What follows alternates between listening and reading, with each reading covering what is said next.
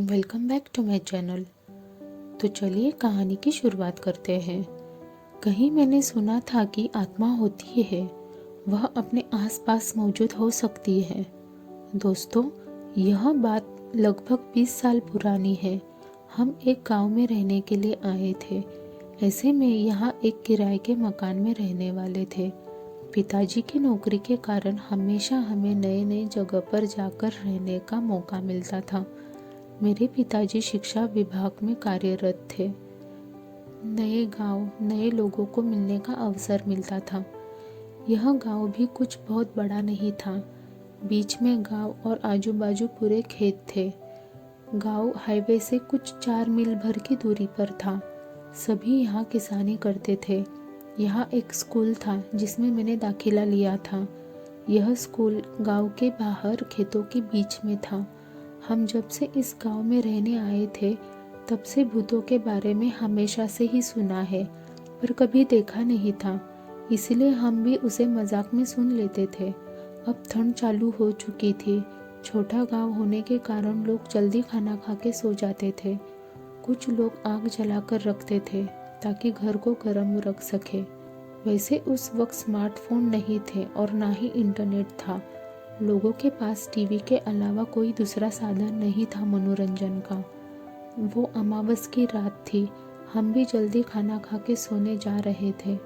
तभी बाहर से शोर सुनाई दिया। लोग खेतों की तरफ भागने लगे। हम भी पीछे गए। तभी हमारा घर मालक आया और बोला, बाबू, कोई गहरा संकट आने वाला है। पिताजी बोले, क्यों, क्या हुआ है वहाँ? घर मालिक बोला, बाबू, तुम पढ़े लिखे हो, नहीं समझ पाओगे, विश्वास नहीं होगा तुम्हें। तभी वहाँ किशन राम आया। किशन राम घर मालिक के खेतों में काम करता था। वह बोला, पुजारी ने सपने में कुछ देखा और सारे गांव का चक्कर लगा रहा है। सारे गांव को मंत्रों से बांध दिया है उसने। मेरी तो नींद ही उड़ गई थी। क्या ऐसे भी कुछ होता है? मतलब मंत्रों से गांव को बांधना सुनने को भी अजीब लगता है, लेकिन बाहर आकर देखा तो ना मानते हुए भी यकीन करना पड़ा।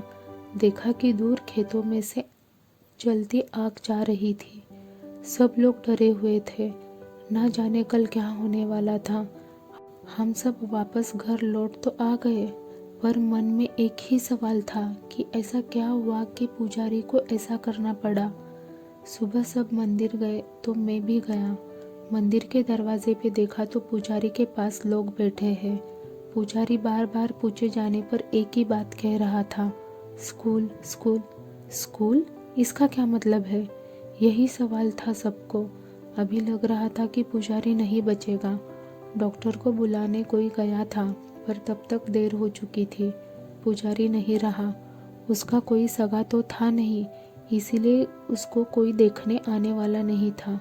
तो सबने मिलकर उसका अंतिम संस्कार कर दिया। उसका क्रियाक्रम करके सब लोग घर पहुंचे तो शाम हो चुकी थी। सबको एक ही सवाल खाए जा रहा था कि स्कूल का क्या मतलब है जो पुजारी बोल रहा था। ये जो पुजारी था काफ़ी ज्ञानी था। लोगों की बीमारियां जड़ी बूटी से ठीक करता था। कुछ एक लोगों के भूत भी भगाए थे, ऐसा सुना था।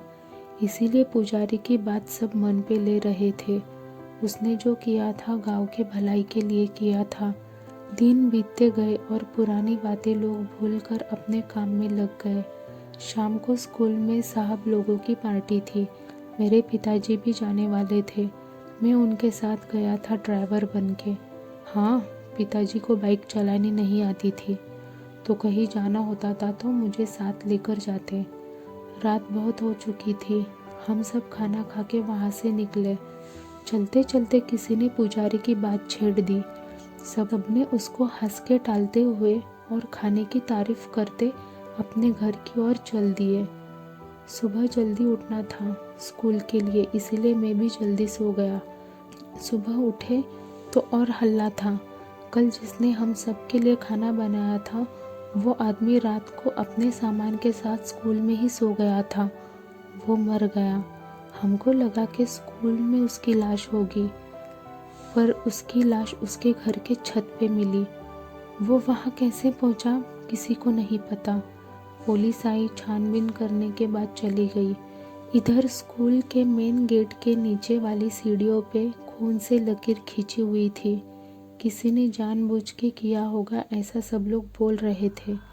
लेकिन वो खाना बनाने वाला कैसे मरा, ये बात इतने साल बीत जाने के बाद भी अभी भी राज ही है। इस बात को साल बीत गया। एक रोज़ हम सब शहर गए थे। मेरे छोटे भाई की तबीयत ठीक नहीं थी। बस स्टॉप पे रात को आखिरी बस आके रुक गई। हम लोग वहाँ उतरकर कुछ 4 मील पैदल जाने वाले थे। वैसे ये कोई पहली बार नहीं था। हम पहले भी यहाँ उतरकर पैदल गांव तक जा चुके थे। पर आज बारिश हो रही थी, बिजली नहीं थी। यहाँ बिजली जानी बहुत आम बात थी। पिताजी ने छोटी टॉर्च सामने पकड़ के मुझे, मेरी माँ को चलने को कहा। हम सब पिताजी के पीछे चल रहे थे। अमावस की रात थी और मुझे याद है जब पुजारी मरा था वो भी अमावस की रात थी। कहते हैं अमावस की रात और रात की कुछ घड़ियों का बहुत गहरा संबंध होता है। इसमें भूत पिशाच बहुत ताकतवर हो जाते हैं, अपनी अधूरी इच्छाओं को पूरा करने निकल जाते हैं और उनके रास्ते में जो आता है उनको वो नुकसान पहुंचाते हैं। लेकिन ये सब बातें सुनी सुनाई है। मेरी दादी भी ऐसे ही हम सबको कहानियों में सुनाती थी। तो अंधेरे में रास्ता निकालते हुए हम आगे बढ़ रहे थे। रास्ता कीचड़ से भरा था। स्कूल आते ही पिताजी चौंक गए। माँ ने पूछा, क्या हुआ? पिताजी धीरे से बोले, वो देख, आवाज़ मत कर। देखा कि एक सफ़ेद कपड़े में लिपटी हुई किसी की रूह थी। ज़मीन के ऊपर जैसे तैर रहा था वो, पैर दिख नहीं रहे थे। जैसे ही वो हमारे पास आया, उसको देखते ही मेरे तो होश उड़ गए। उसका चेहरा इतना भयानक था कि सांसें अटक गई मेरी। माँ पिताजी साथ में थे, शायद इसीलिए मैं होश में था, वरना मैं मर ही गया था।